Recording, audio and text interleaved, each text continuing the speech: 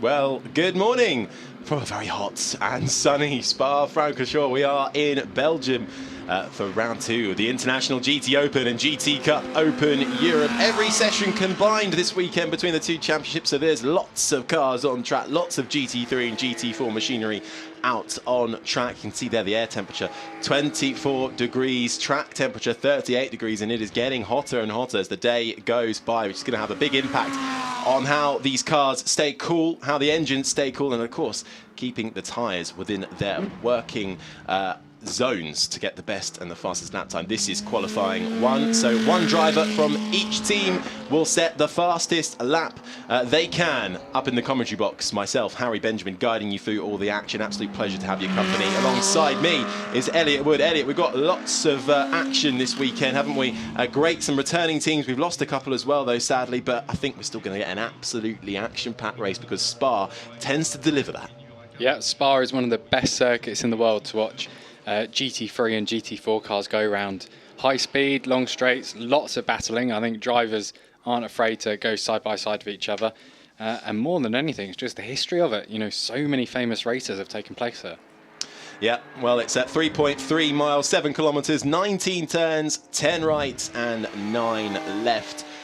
Designed in 1920. It's had a few upgrades since then, and we're not actually in the town of Spa. We're not really near Spa. Well, we are, but we're more in the town of Francorchamps. But we are in the beautiful Belgian Ardennes countryside. Normally, this place can seat about 70,000 people. Sadly, though, no fans allowed in the stands once again this weekend, but brilliant track action to keep you all entertained at home. So I hope you're all going to sit back, relax, and enjoy some excellent racing. A bit of housekeeping for you. We need to let you know a couple of teams and drivers changes that won't be here this weekend. Let's start though with our leading team, Lazarus, with Ivan Peckman and Jordan Pepper after such a brilliant debut out in Paul Ricard with just the one Bentley to show what they could do, and they could really show what they could do, taking the win and the podium position. Sadly though, they are unable to be here this weekend. Neither will Francois Grimm in the AM category for the Boots and Guinean team in the Lamborghini Gallardo, and we're also missing the HTP Winwood Motorsport team of Marcus Sattler and Nico Bastian in the Pro-Am. The Mercedes AMG GT3 Evo will sadly not be here, but don't despair because we have 2 new teams joining us this year. A return for TF Sport, the number 97 Aston Martin Vantage GT3 will be fielding Robbie Foley and Michael Dinnan. An all-American driver lineup there. They are returning to the series for Spa with those 2 GT4 America class champions currently at the moment. They'll also be with us in Barcelona. They won the Pro-Am class and there was the runner-up overall last year. So they've got good pedigree and it is great to see them back out on track. We've also got FF Course here and the first of the Ferraris joining the championship. A Ferrari 488 with Laurent Demus and Jamie Stanley on board there. Back in GTOpen for Spa, Hungary and Barcelona. They have previously raced here as well back in 2017, and they have got a brand new Ferrari 488. Only shook it down in Silverstone a week or so ago, really. So brilliant to see them on the grid, and an additional driver down at HP Racing International. It'll be Gerhard Therese, the Austrian driver, jumping in there alongside Jan Seifert in the Lamborghini Huracan. That's the number 17 car. So, bit of housekeeping there for you. I'll keep you up to date as and when they pop up on screen. But right now, we are watching the number 77 Lechner racing car with Andy Soucek and Al Faisal Al Zubair. It's Andy Soucek in the car for this session, the 2009 Formula 2 champion. They had a really good run last time out with, should have come home with a race win, actually. They were a bit unlucky with how the racing unfolded, but hey, can you make your luck in this game? I don't know. Luck's always a tricky one, isn't it, Elliot, when you bring it up in racing, because some people believe in it, some people don't, but sometimes you can have a bit of bad luck.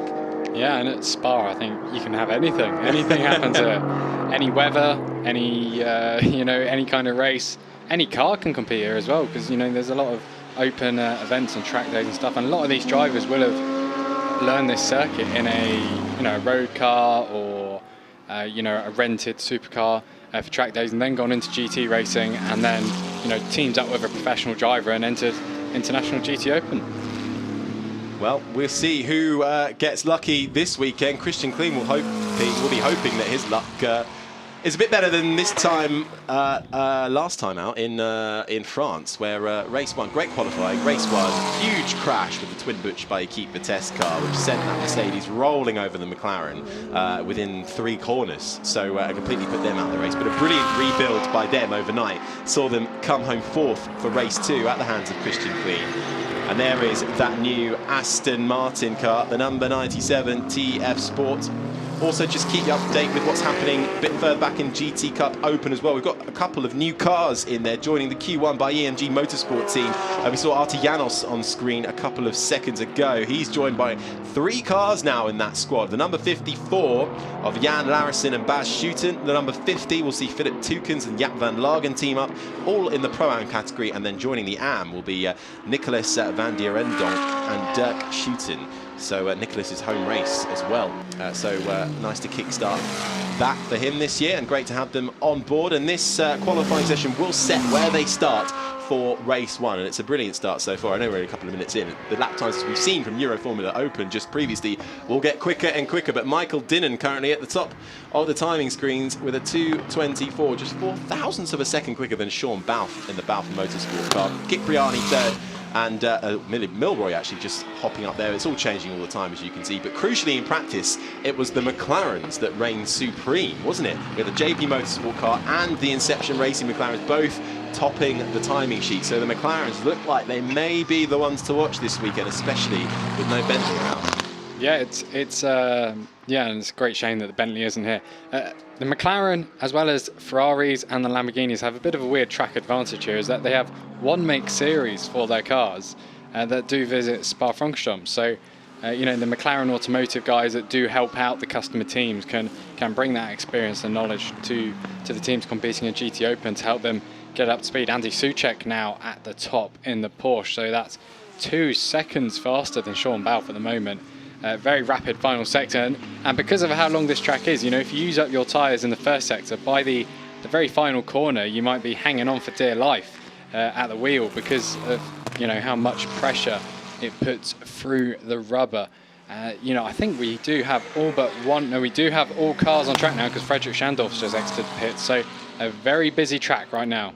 Yeah, and a happy birthday, belated happy birthday as well to Andy Soucek, who I believe, and apologies if I've aged him, I believe turns 35, or has turned 35 this weekend. An experienced racer who knows his way around a racetrack, so never rule out that beautiful Porsche Lettner racing car. And he'll be alongside Al-Faisal Al-Zubair there. Again, we can see one of the GTOpen cars trying to get a little bit of slipstream. That's the number 97. That is the new TF Sport Aston Martin, trying to get a little bit of a slipstream of one of the Porsche GT Cup cars, which of course will be slower because they don't have as much horsepower. They're still very, very fast machines, and crucially that could really help out the guys. Well, it could help out everybody actually in this entire championship, but crucially, if the GTOpen guys can catch them at the right times, it could really improve their lap times. Andy Soucek displaying that right now, going 6/10 quicker in the middle sector, 2/10 up in the first sector as well. Nice lap being put together now by Soucek. Clean has worked his way up to second, Dinnan up in third in the Aston Martin. Balfe fourth, Cipriani fifth, Pavarud in sixth, Seifert seventh, eighth Milroy, Demus is ninth, and Larison actually currently occupying 10th in the Cup Pro-Am car. So a great result for him so far. We'll see how well they can do that, because we do get that here. A few of the slower cars do tend to pip sometimes the slower of the GTOpen cars. So we'll see how they get on. And Andy Soucek finishes up his lap coming down the main straight to go.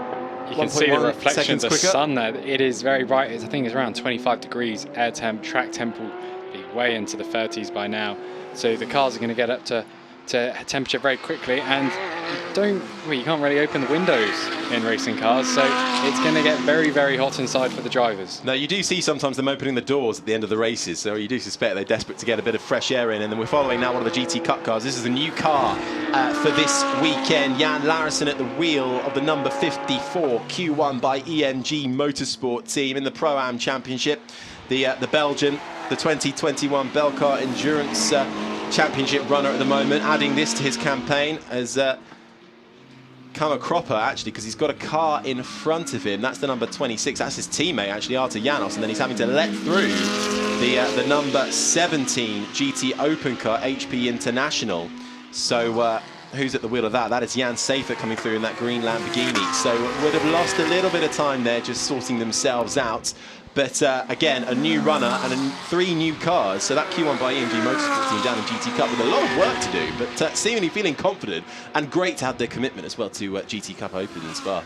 Yeah, and great that they do get to race alongside the GTOpen cars this weekend because of the long nature of the track. It takes a little longer for any of them to be lapped, so it's safer to have multi-class action taking place. And where better to do multi-class racing than Spa-Francorchamps? Where better? Just under 19 minutes left for driver 1. These are the number 1 drivers in each team setting the qualifying lap for race 1. And then we have another qualifying session tomorrow with the second drivers who set the grid for our second race. As we look at Ollie Milroy on board coming through the bus stop chicane. He'll be alongside Brendan Irie coming out there. Decent traction for the McLaren. The Inception Racing Run McLaren crosses the line. He's currently in second. What can he do? I think he might just be starting a lap, actually, because he hasn't improved in that sector. So 7/10 off at the moment he's from Andy currently Soucek. in second place is Ollie Milroy, but I do think track limits at that final corner might be looked at. We've already had car 72 and car 88 have lap times deleted for that reason. So a lot of them are just kind of running out wide towards the end of the lap. Which isn't great. No, track limits again, always something there to spot. And Ollie Milroy we just saw going up through Eau Rouge. I walked the track yesterday and went up Eau Rouge, and everyone talks about the elevation change, but you just cannot justify it, as we see the number 100 there. That is the Alda Motorsport car of Jakub Dwinicki, getting it all wrong in the bus stop chicane and spinning round. Hopefully he's been able to get that going again, and a quick spin back, and either, well, he's still got the option of the pit lane there, or you can carry on going around. But Eau Rouge, the elevation change, it's 35 meters from lowest to highest, and that's all well and saying, but until you actually see it in person, it is astonishingly steep. And actually, I'm pretty sure you can do a slalom down it, to be honest, in the winter. A bit of snow on there, whack some skis on, and it's a great little slope. But just imagine that, doing that at over 100 miles an hour in these cars, you've really got to be made of some strong stuff to go flat out through there. And it's totally blind as well. Once you get up that steep hill, you don't know what's ahead of you, essentially, until you come over the crest, and that is why it's a very dangerous corner, and it's got a long history. But if you do get that corner nailed, that then sets you onto the Camel Straight, which is so long, and sets you up very well for lap times. And now following one of the Lamborghinis, the 6.3 Frederick Schandorf, who we actually spoke to yesterday, and he was a bit annoyed that he had to carry a penalty into this weekend purely because of the success of the Paul Ricard round. However, he was confident that Lamborghini does have a good car here. Has a winning history here as well, so can do well. And another interesting fact about this car, on Thursday I was handing out the decals and the stickers to put on every single car, their numbers and classes, and the 63, I took a while looking for these numbers, so I'm very glad they ended up on the car safely. And they're stuck on very well. You do a great job there. Currently though, Frederick Schandorf, as you say, at the wheel there. They are currently down in 22nd position, so I think just getting to grips there, not really setting a competitive lap time just yet, so I'm sure we'll see them pop up the leaderboard with just over 15 minutes to go of this session. And let's actually talk about the penalties that some of these cars carry through to the race, Elliot, because it all depends on where you finish, isn't it, the previous round? Yeah, so it's purely success penalties. So if you've won both races especially, then you get, I think, well, it's 1 minute for each one. So, and then it kind of scales down. So if you come second, then you get less, third less. And obviously if you're the points leader as well, but you didn't win last time out, but you've still got a handy points lead, then it's applicable in that way. Other series use actual weight, but because we do have the driver change, we use that opportunity to penalise the team. Say it's not a penalty, it's more just kind of saying, well done for winning last time out. We'll just slow you down very briefly to bring the action into flow. And it does create incredibly tight battles at the end of the races and incredibly tight title conclusions. Who could forget last year's final lap disaster, you could say, the collision between the two title contenders. So it's a really dramatic or drama-inducing format we have. Well, even the last round, it certainly spiced things up with a couple of slow pit stops. Of course, no penalties there because it was the first round, but a few slow pit stops, and it suddenly could all change around. And just take you back a few seconds ago, that Lamborghini we were following, Frederik Schandorf, worked his way up to second now, just 65 thousandths of a second off Andy Soucek currently, as we now following Florian Schulze in the Mercedes AMG Antonelli. That's the number 47 car. No, sorry, we're watching the 47 now. We were watching Florian Schulze. We've now moved to his teammate in the number 47. That is Alexander Moiseven Loris Spinelli, making their way through. And here's someone we didn't really chat about too much, the Honda NSX Evo with Marcus Pavrud at the wheel at the moment for Renault Racing, running out a little bit wide there. Don't think that's going to really gain him too much time coming into this final sector now. Currently, where are they on the leaderboard? Let's have a little look. They're not setting competitive lap times just yet, down in 13th. 4.6 seconds off the pace, but the only Honda in the field as well, so great to have that brand along with us, and running relatively smoothly, but they'll be wanting to improve their pace, won't they? It's similar actually to the Audi R8, the Balf Motorsport car, actually. They're just lacking a bit of that straight line speed. Yeah, and obviously Honda has support from JAS Motorsport on the GT side with the program and development of this NSX. So I've seen a few of those guys here this weekend, you know, looking for all the data, trying to find where they can improve, and I think if I remember correctly, Honda actually did very well at the 24-hour race there last time out. So it is a car that's improving at this circuit. So it's a good bit of kit to have here. I've seen another Lamborghinis cross the line and improvement. So Pavrud's now up to, has he actually made any gains? Yes, he has. He's up to 8th place, and track limits is fine for him. However, as the cars around him, Florian Scholz had his previous lap time deleted for track limits turn 17, exit of Blanchimont. As did the down in GT Cup Open. That's the 360 racing team of Marcio Maurer and Oscar Aristo at the wheel there. The Spanish team driving the Porsche 911 GT3 Cup Gen 2 car. Beautiful livery, that just coming through our screen though. We're not focusing on it, but that Aston Martin, nice blue and yellow livery. We see a little drag race down to the braking zone at the end of the Kemmel Straight. Who can get there first? It is the number 11 Honda. Marcus Pavrud just behind him though, the number 8. The Il Barone Rapant team, Giuseppe Cipriani at the wheel there. They'll be hoping for some improved performance. Came 13th in race 1 last time out, 12th in race 2, so they'll be hoping to make an impact. But decent running there for the AM driver, currently in 13th position, 4 seconds off. And our leading AM actually is Florian Schulze, to no one's surprise, because Florian Schulze can absolutely drive the wheels off that machine. Currently in 7th, the number 14 Mercedes, just behind Nick Moss. Then it's Christian Kleen in the top 5.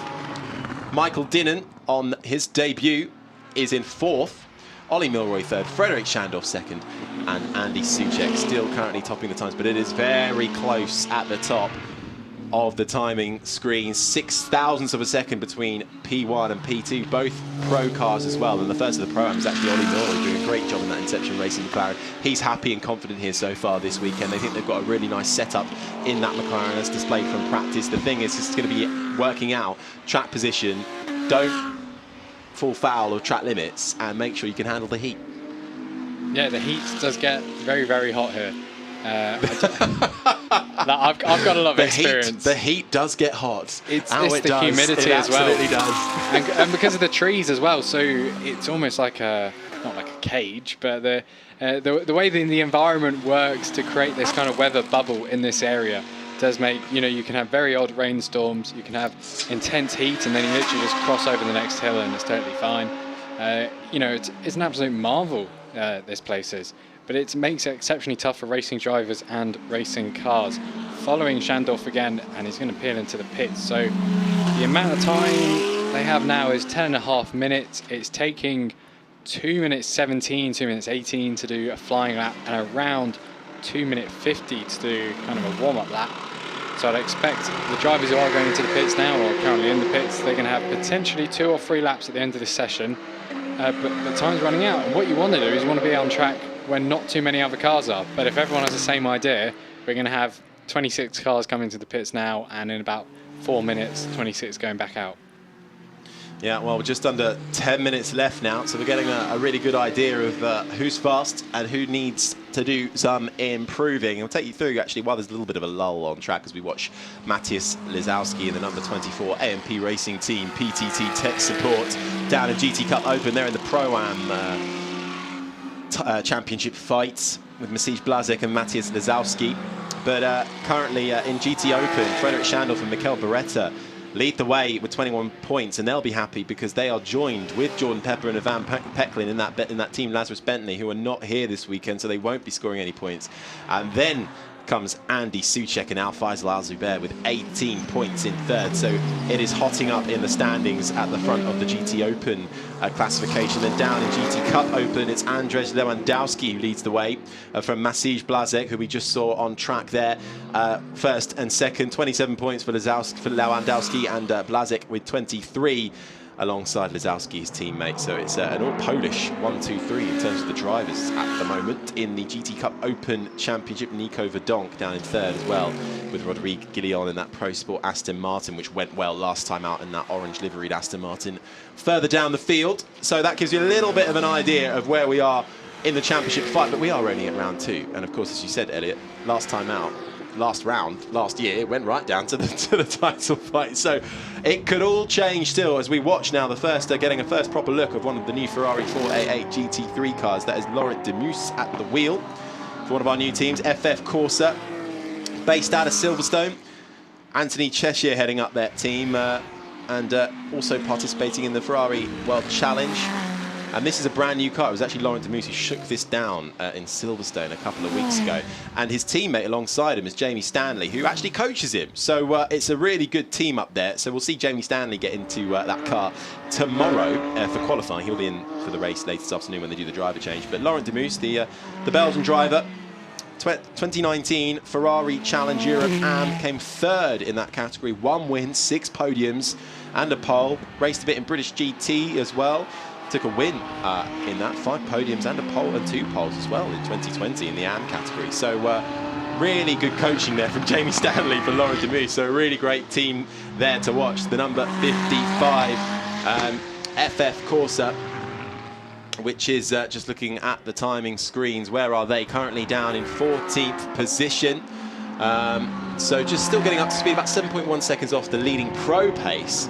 And the leading Pro-Am is third with a 2:17.9. That is Ollie Milroy in the Deception Racing McLaren. Laurent Demus already getting used to GT racing here in GT Open and flashing his lights, kicking up a bit of dust there. He's behind the Kane Racing GT Cup car with Eugenio Pisani and Stefano Bozzoni in the number 44. They're down currently, Stefano Bozzoni at the wheel there, currently down in 23rd, last of the runners, so no wonder he's flashing. He's going to want to get through.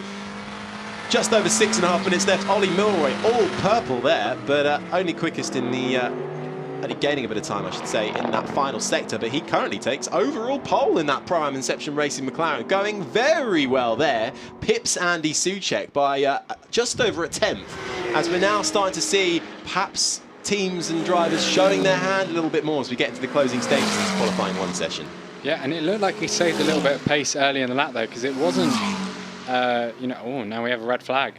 And you can see the flashing lights in the background there. So what I was going to say is he wasn't actually exceptionally quick early on in the lap, but that meant he had more tyre life towards the end. Now we have no idea what's causing this current red flag. Currently got 15 cars on track. There's 6.5 minutes to go.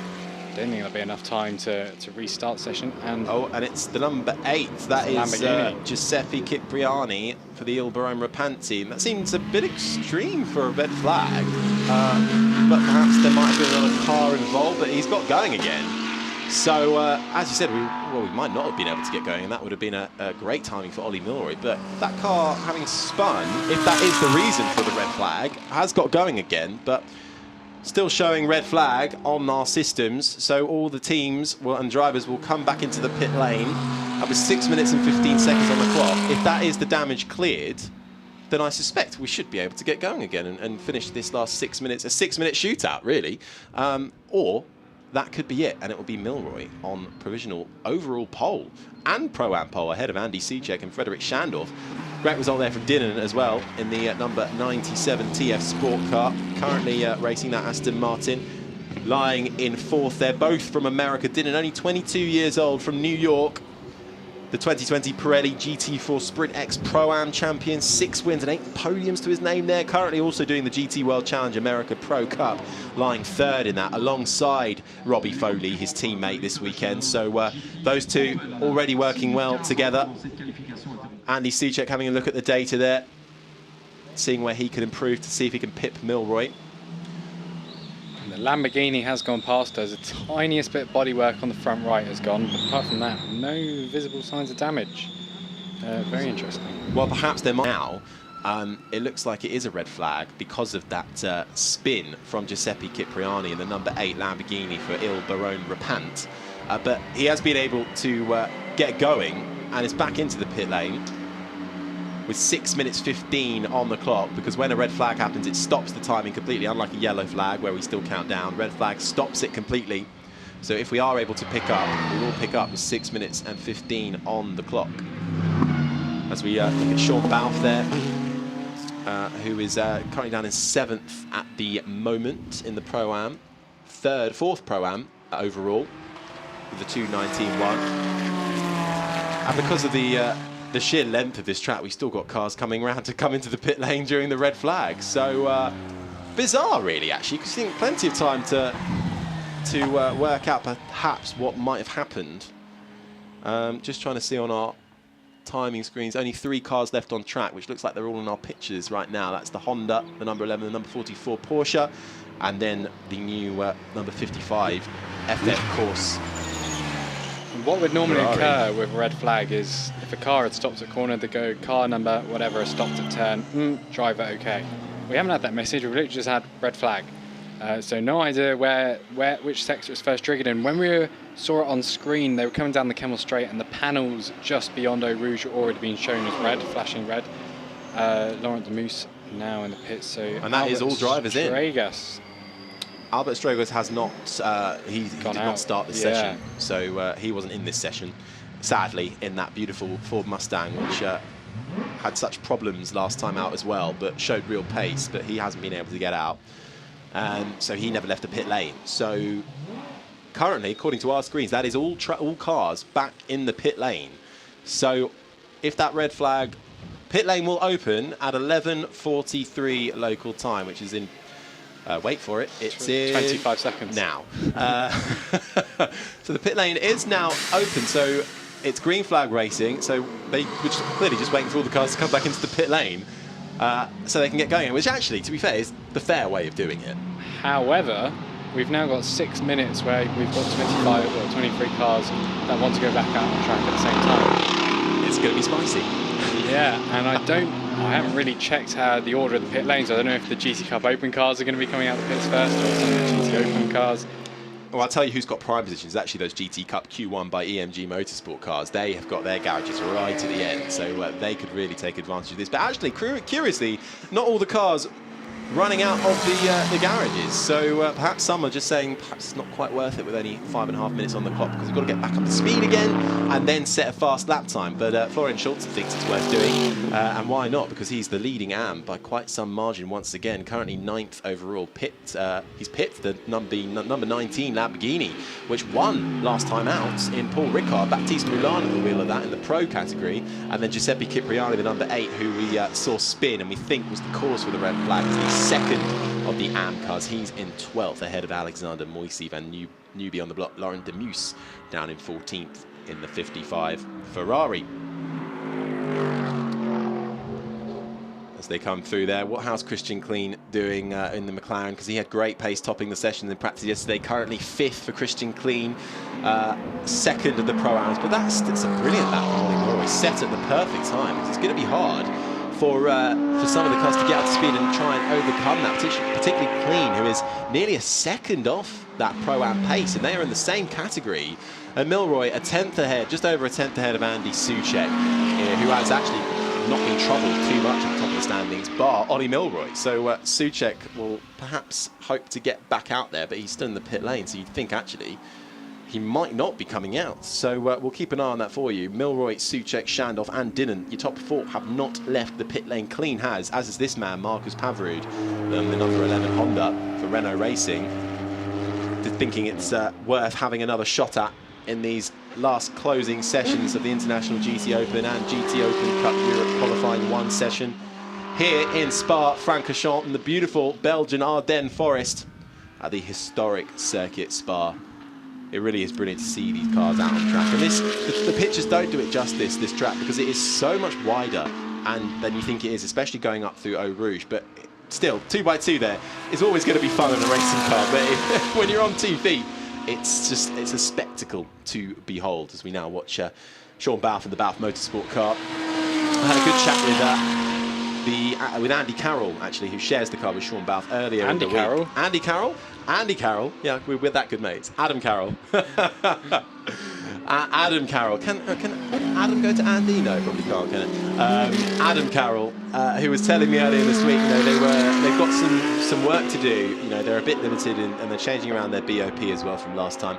But they've got a fast car here, and they're really happy to be a part of the championship. And he was saying, actually, as a man, we spent a lot of time talking about his A1 GP days, of course, winning the championship for Northern Ireland, for Ireland spectacularly way back when.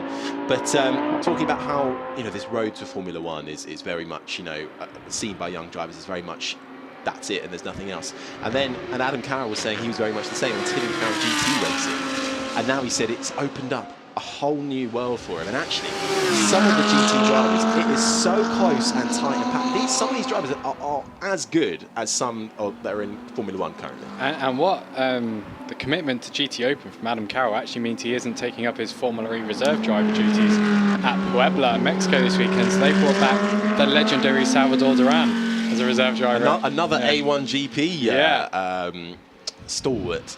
So out there, and he won't be in the Puebla. He's actually not doing any Formula E reserve duties anymore.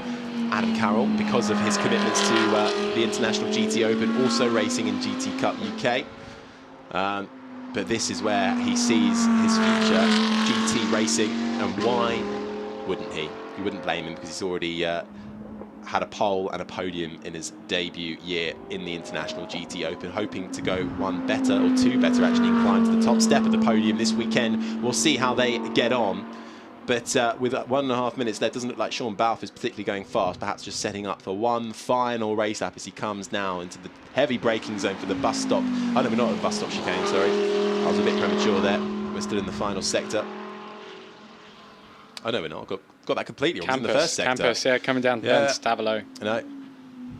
So just taking it easy so far. Milroy, Suchek, Standoff and Dinnan not coming out the pit lane, and they can't, even if they came out now, they wouldn't be able to set a lap time in time. So you'd suspect, unless anybody can make a massive gain in this final lap, looking at you, Christian Clean, and the number 88 JP Motorsport McLaren, who's given it some absolute welly going through Eau Rouge, coming up into the Came Motorsport car in front of him, that blue and white Porsche. Nice bit of slipstream behind him, pop out. That number 44 car stays nicely to the left, allowing Christian Clean through into the braking zone.